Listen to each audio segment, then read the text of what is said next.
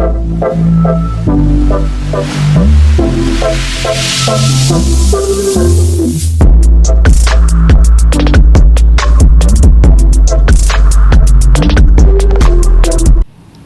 welcome to part 3 of Scratch. Today's tutorial is about operators. Operators play a big part in Scratch because without these, there's a lot of things that won't be done without operators. There's a couple of them, like not, and, equal, pick random, and I'm going to get to here. I'll start from here till here. These are more advanced operators and are rarely used, but it is still used. So for today, we're just going to use these. These are the classic operators that almost every game should have. Let us begin. Let's try using this operator to make something. I'm going to grab when the green flag is clicked. Forever. Let's say if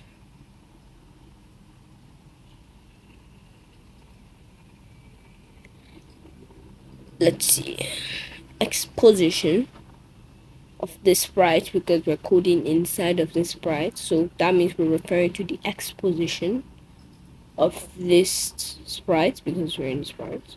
Actually, I'm going to get a backdrop that just might help this video.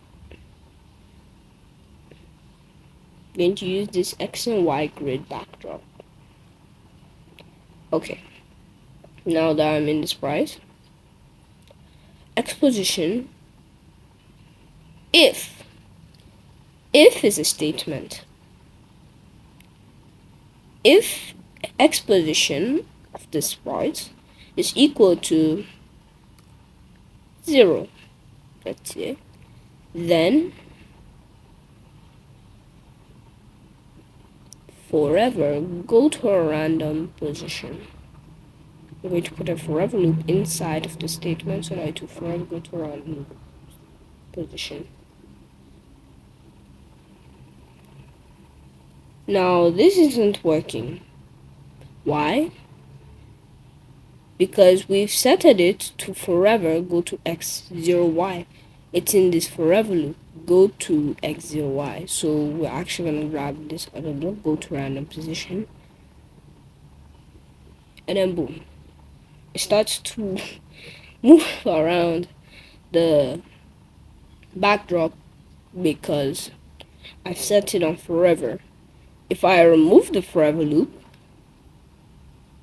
then it won't forever go to a random position unless it's always at 0, unless the x is always at 0. If the x is always 0, then it will go to a random x position. Now let's try something else. Let's try programming an entire thing with this. So I'm gonna pull up my backpack. If you do not have a backpack, try signing in website. So I'm actually going to collect this fellow person. Now exactly this person, if you want this character, it is free to be used by a fellow man who's created it for any Scratch user, whether you're new, whether you're not. It has the full running animation, it has a standing animation, and including a jumping animation. I'll get to this. Is this free? I've actually tampered with it because there's supposed to be some code inside of this sprite, but I've removed everything. But practically, yeah, that is the main point.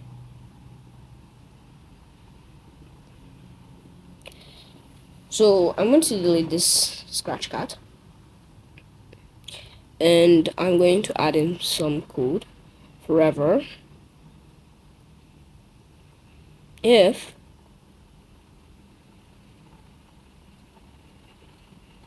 let's say right arrow key is pressed, then let's say change x by 10. Now obviously if right arrow key is pressed, it will change x by 10. Oh no, it's not playing the animation. Now you can't have an entire fully made animation if you're not just gonna use it. It just makes, well, switching costumes a bit harder. So we're going to add this entire running cycle animation. So I'm going to add in inside of the statement. I'm going to duplicate like this thing. See this for if right arrow key is pressed, then we're going to put it inside of this first one. And let me actually zoom it in quite. Then next costume. So wait, we're actually gonna put next costume right here. So if I was pressed, it has a running animation. Now actually I'm gonna do the same thing for the left arrow key. Well, because so that I can move left and right.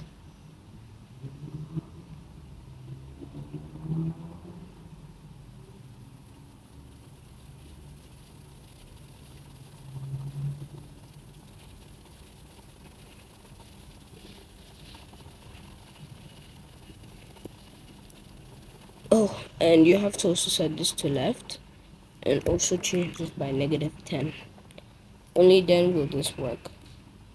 Okay, so right now we already have a full-on running animation, but there's a point where you can see the character flips actually and messes up the entire animation. So, but I'm gonna fix that because it's very easy to fix. So I'm gonna start off with the left arrow key. If left arrow key is pressed, then next costume, obviously. But we don't want every single costume because it has more than just a running costume. So what we're going to do is delete this and we're going to use another operator. We're going to use an operator. We're going to use the equals operator. I'm going to add if costume number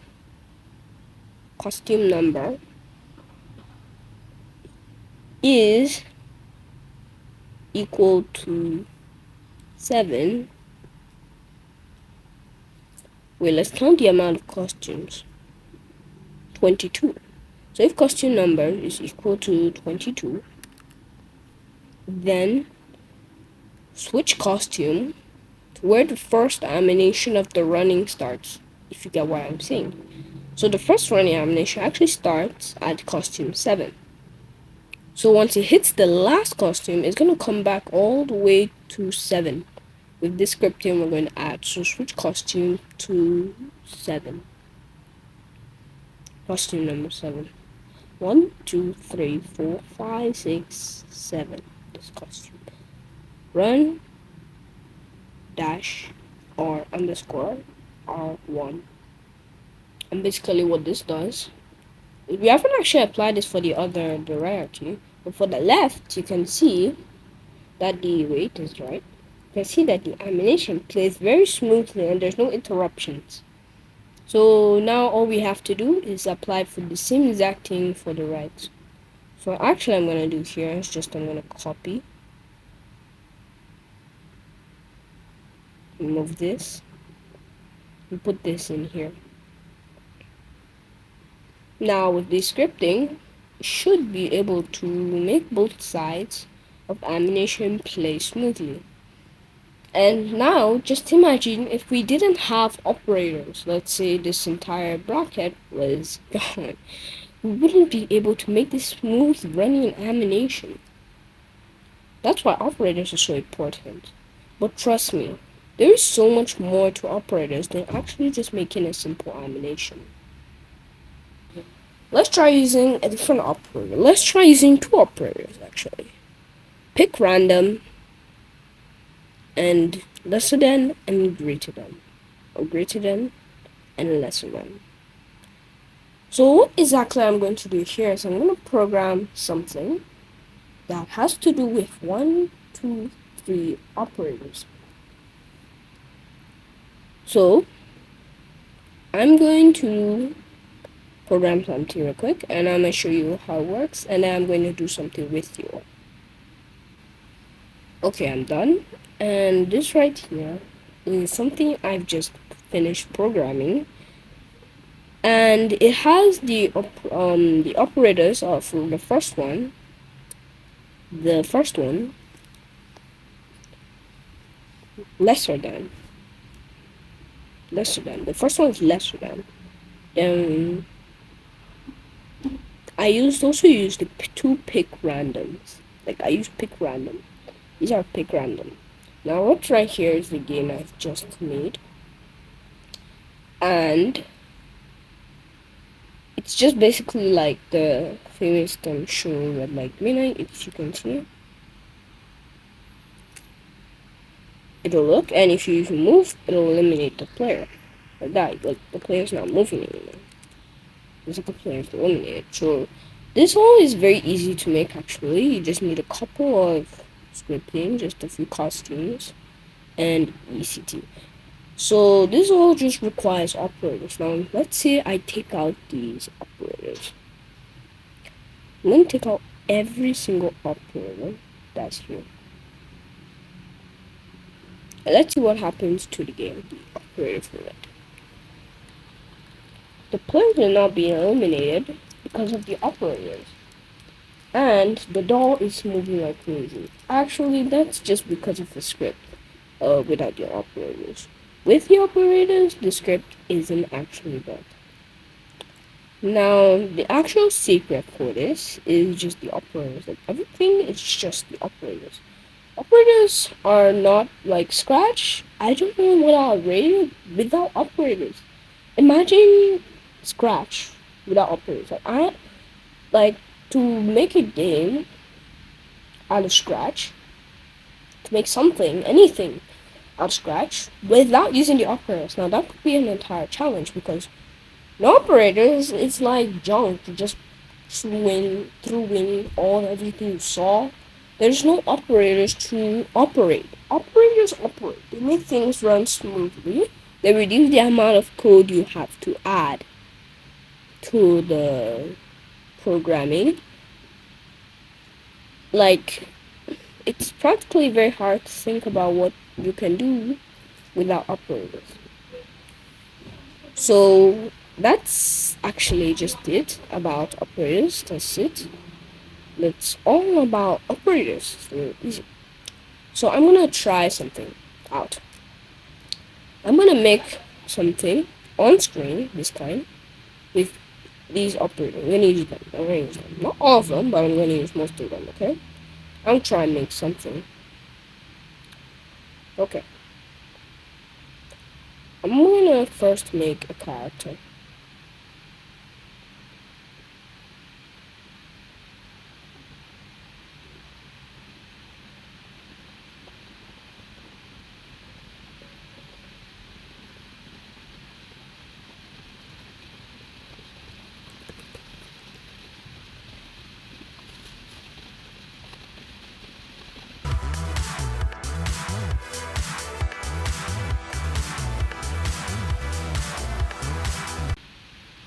Okay, so right here is something I just made where the character is unable to move actually. The character is now actually able to move. Now, what I have here is a moving character that can able to move up, down, left, or right. Like it can move freely the way it likes. And there's no operators used in this. And they currently make this. But with the help of operators, things can be used to be run smoother. For an example, I'm going to make another character this time. I'm gonna dupe. I'm just gonna dupe.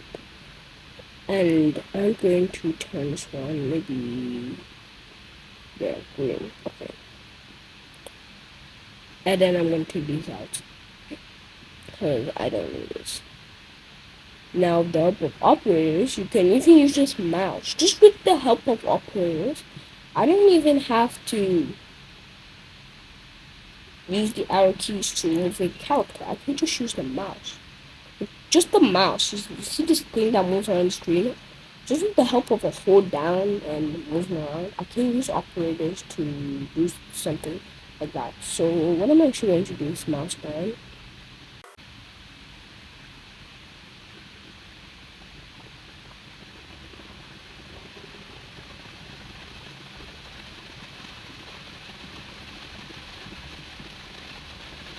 So right here is a character moving. Use the mouse. Like, I'm using just the mouse to navigate it. There's also another thing I can do, like in a different way. I can do like this.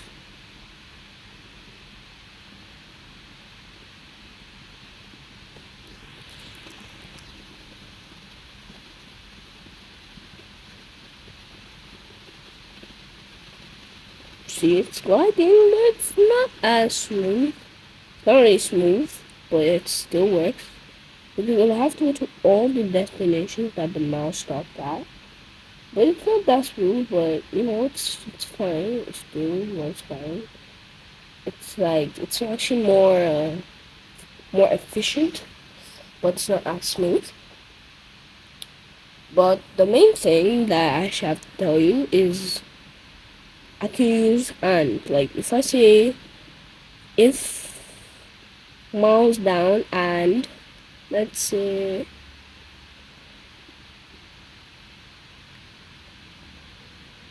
let's say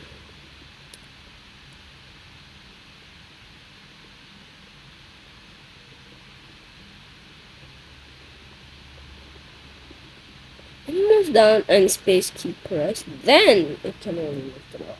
So if mouse down, this. If mouse down, it's not gonna move. But if I hold press and the mouse down, it's gonna move. Because if the operator terminates, it can only move if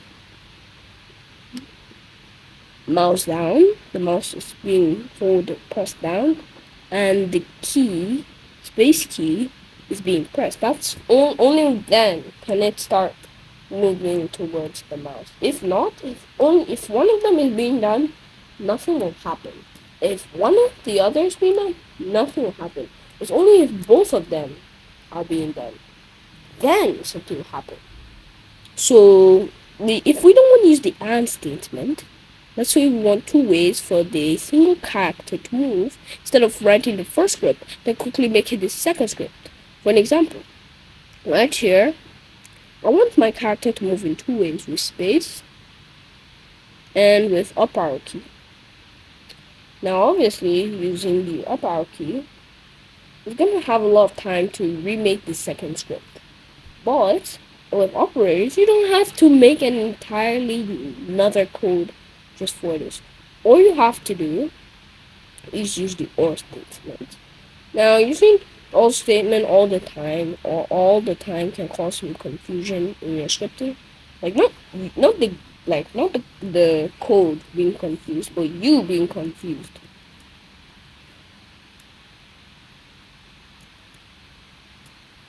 You being confused, not the game code. Game code is barely ever confused, but you instead being confused. So you can just use it like once in a while. Like I rarely use the or statement. I normally just take my time to make the time the code.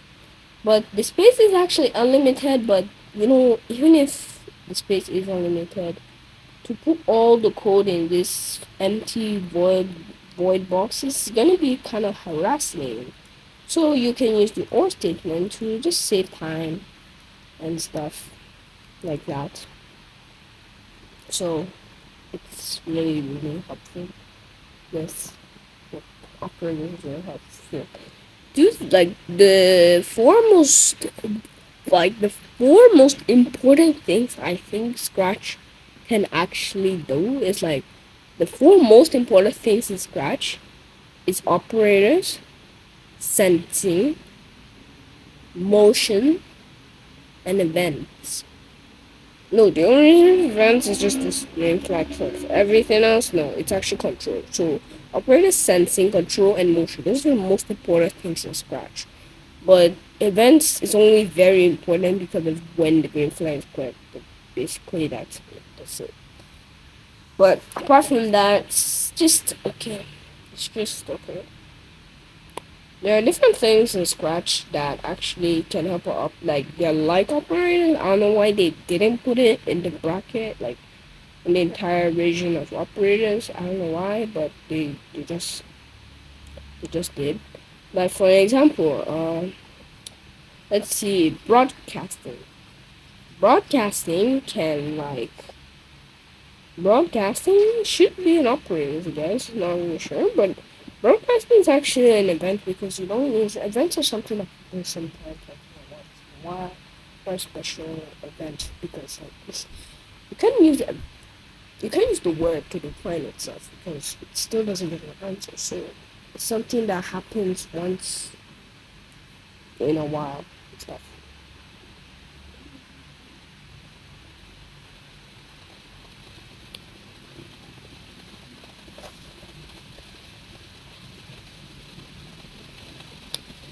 So anyways, that's all.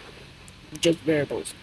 I'll teach you about variables, everything about variables. That's gonna be part four, like part four. It's gonna be about variables. Then then maybe like things will happen, and then I'll probably teach to use everything in one motion, looks, sound, events, control, sensing, operated variables, my blocks. I will teach you how to use my blocks, like run without screen refresh, and add an input label, add a text label, and yeah. I'll teach you those stuff next next time, but apart from that, yeah, that's all. So you need to know. Hope this video helped you with operators, and I would like to see you guys when the next video comes out. Thank you for joining me.